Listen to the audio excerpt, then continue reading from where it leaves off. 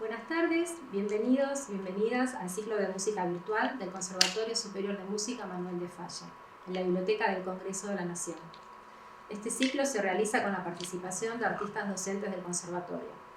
En esta ocasión, estamos acá para presentar el disco que grabó el profesor Gregorio Sámez en 2020, interpretando el primer cuaderno de preludios para piano de Claude Debussy. Hola, Gregorio. ¿Qué tal, Ana Laura? Bueno, un gusto presentar el material. Es una grabación en estudio de los preludios de Debussy, el libro 1. Y hasta donde sé es la primera versión, digamos, en video de un pianista argentino. Así que bueno, espero que sea de su agrado. Bueno, soy Ana Laura Soria, también profesora de piano del Conservatorio Manuel de Falla.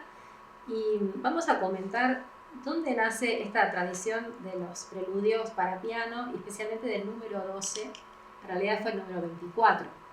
Debussy escribió 2 libros, el primero con 12 preludios, el segundo también con 12, en 1910 el primero, en 1913 el segundo. Johann Sebastian Bach fue el primero en escribir 24 preludios y fugas. También escribió un segundo libro de 24 preludios y fugas en 1722 y en 1740. Sí, que se erige un poco como un monumento, ¿no?, de la cultura alemana a esta estructura del preludio y fuga, y ese número 24 que yo creo que ha quedado una cifra importante, porque después otras colecciones también terminan yendo hacia ese lugar, ¿no? Exacto. Los 24 preludios. Es un precedente importantísimo, por un lado por la importancia musical, por su calidad musical sin duda. Además porque con este número él elige el 24, porque si en la música tenemos 12 tonalidades mayores y 12 menores, él quería a través de esta obra demostrar que se podía utilizar un temperamento igual, se podía tocar todo el ciclo de preludios y fugas sin necesidad de volver a afinar el clave. Es un tema un poco técnico, pero bueno, había una discusión en el barroco todavía acerca de qué tipo de temperamento, qué tipo de afinación utilizar y fijar. Con el tiempo nos terminamos quedando con el temperamento igual y con esta obra que no se pudo olvidar más, justamente porque es conmovedora, es hermosa y fue un punto altísimo de la cultura musical clásica. Sí, como nota al margen, digamos, en realidad los preludios y fugas en general pertenecieron siempre un poco al ámbito de estudio de los compositores y de los pianistas. No era un texto que se conociera tanto al público. Esto empezó a ocurrir con las grabaciones, que fue el primero, si no recuerdo mal, Edwin Fischer, quien grabó por primera vez el clave intemperado, y esta colección de 24 preludios y fugas pasó a estar a disposición del público. Hasta ahí era material, digamos, más bien de trabajo de los músicos y de compositores, ¿no? Pero no tanto con el conocimiento del gran público, lo popularizó el tema de la grabación. Exacto, sí, de hecho en el siglo XX se comienza con el criterio de hacer grabaciones integrales, que todavía en el siglo XIX no existía ni en concierto, porque las grabaciones no eran posibles, la idea de ciclo integrado, ¿no? Sí, porque de hecho en los conciertos históricos uno ve, por ejemplo, de Anton Rubinstein, que fue un ciclo importante de conciertos, de recitales, lo que uno ve en general es un poco la cosa fragmentada. Había piezas sueltas, pero el criterio de ciclos integrales, si bien se había hecho el clave temperado y demás, y bueno, después fue Chopin quien retoma la idea, ¿no?, posteriormente de los 24 preludios. Exacto. En 1835 Chopin compone esto cuando estaba en la isla de Mallorca, tratando de recuperar su salud, y compone los 24 preludios con otro plan tonal, pero de todas formas el propósito es abarcar las 12 tonalidades mayores, las 12 tonalidades menores. Es una obra importantísima, súper bella, también grabada de forma integral por primera vez por Alfred Cortot en el siglo XX. Lo mismo que los preludios de Debussy. Sí, creo que fue Cortot quien hizo la primera grabación integral, o uno de los primeros con seguridad. Sí, hacia 1920, por esa época. Así que bueno, finalmente llega Claude Debussy con su libro de preludios, con todas las novedades que él trae musicalmente, porque ya no estaba enfocado en organizar estos preludios a través de las tonalidades, ni mucho menos hablar del temperamento, que eso ya quedó bien lejos en la historia, sino que él estaba en una búsqueda mucho más personal, de un lenguaje personal.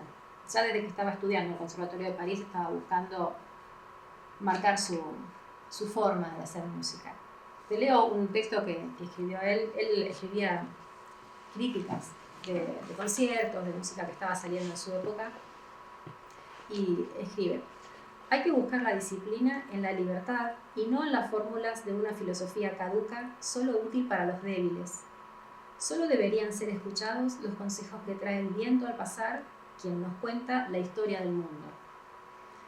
Están casi todas las palabras favoritas de Debussy. Por un lado el viento, Sí. faltaría mencionar el agua, El que agua. siempre tiene, menciona el agua en los títulos de sus obras. Y esto de la historia del mundo. Él se ocupó de investigar, de escuchar, de traer elementos de la música del mundo a su propia música. En sus preludios, bueno, lo vamos a escuchar puntualmente, por ejemplo, en La Niña de los Cabellos de Lino, que tiene las escalas pentatónicas, las escalas de 6 tonos. Bueno, nos vas a contar vos un poco, que los conocés más profundamente, de qué se trata cada preludio y qué cosas podemos ahí prestar atención especialmente. Sí, para quien conozca la obra y para quien no conozca la obra, son 12 esta primera colección. El primero se llama Danzarina de Delfos, por supuesto remite a la cultura griega, el templo de Delfos. Hay un clima, digamos, de misterio, hay una atmósfera un poco surreal, una atmósfera velada, aparentemente originado en un grabado que había visto Debussy. De todas formas hay una idea de cítaras y de flautas, un aire sacerdotal, digamos, podríamos decir. Este es el primer preludio que remite a cultura griega, que no va a ser casual, porque el último justamente remite a cultura más bien de tipo popular. El segundo preludio, Velas, hay dos interpretaciones posibles, pero en principio se toman como velas de los barcos. Hay una imagen de barcos en un atardecer, los paños ondean y son sacudidos por ráfagas de viento. Hay quien sugiere que el final es las barcas alejándose en el horizonte y demás. Con lo que vemos que aparecen todas cuestiones extramusicales, ¿no? Los preludios, que es la novedad. Son imágenes, claro, muy visuales. Que los preludios de Bach, por supuesto, eso no ocurría en la música. Y tampoco en los de Chopin, quiere decir que no tenían ningún tipo de título, sino solamente de numeración. Claro. Así que esta es una cosa que realmente marca la diferencia en Debussy, esto de tener pequeños títulos. Que igual tenemos que decir que los ponía al final de cada preludio, no al comienzo. Así que tampoco quería que estuviéramos todo el tiempo pensando en las velas o en estas cosas, sino que son pequeñas sugerencias que deja al final de cada preludio. Sí, pareciera que él lo hubiera imaginado como un disparador para el intérprete, para el público, pero no algo a lo cual atarse rígidamente, ¿no?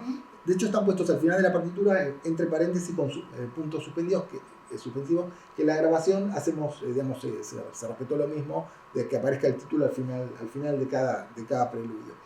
Luego el tercero, el viento en la llanura. Ahí tenemos un poco la referencia, ¿no?, al viento. Se ven las ráfagas en la parte central, ráfagas fuertes de viento y una idea de una gran distancia.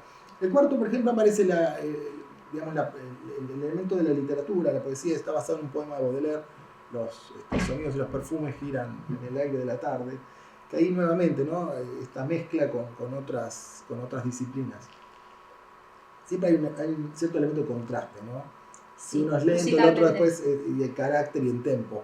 El siguiente, Las colinas de Anacapri, remite más a cultura popular. Podemos imaginar el aire límpido de Nápoles, atravesado por una flauta, y aparece canción popular también sugerida, incluso en la partitura hay una referencia. Y después, contrasta nuevamente con Pasos de la Nieve, en la nieve, que es uno de los más famosos también, que tenemos un paisaje glacial, una idea a gran distancia, gran desolación. Es bien estático. Es bien estático, sí, y es más enigmático, un poco más abstracto este preludio, ¿no? Que es el que le dio al disco, la tapa está basada en esto, por los Pasos de la Nieve, el disco, la versión mía. Después el siguiente preludio es El viento del oeste, lo que vio el viento del oeste, que nuevamente aparece la idea del viento, de los elementos, como también en Ravel ocurre con el agua. Hay ráfagas de un viento terrible, hay una idea de naufragio, quien sugiere que hay gritos de los náufragos, y es un viento terrible, en fin, es uno de los más... Es bastante aterrador. Sí, tiene un carácter bastante improvisado en cuanto a la estructura del preludio, pero está muy bien logrado siempre esta idea de las ráfagas. Igual, siempre la sensación mía es que, aunque no se llamara el viento, igual la validez de los preludios es la misma, es simplemente un disparador. Sí, exactamente. Podríamos prescindir de todos los títulos y de todas maneras es música maravillosa de escuchar, y muy variada. Realmente no repite elementos, en cambio, los preludios. Y esto del contraste es interesantísimo también, como pasa de uno que es por ahí muy solar, muy radiante, al de la nieve, que es totalmente oscuro y lento. Sí, y después, bueno, nuevamente contrasta con La niña de los cabellos de Linux, el número 8. Es también uno de los más famosos, hay que decirlo. Es un delicioso retrato musical de una niña. Y luego nos vamos a La serenata interrumpida, que es el número 9. Que bueno, aparece el exotismo de Debussy, un aire español, un cantor de serenatas que ve interrumpida, por eso el título, una y otra vez su serenata. Hay quien cree ver el final, como se cierra una ventana.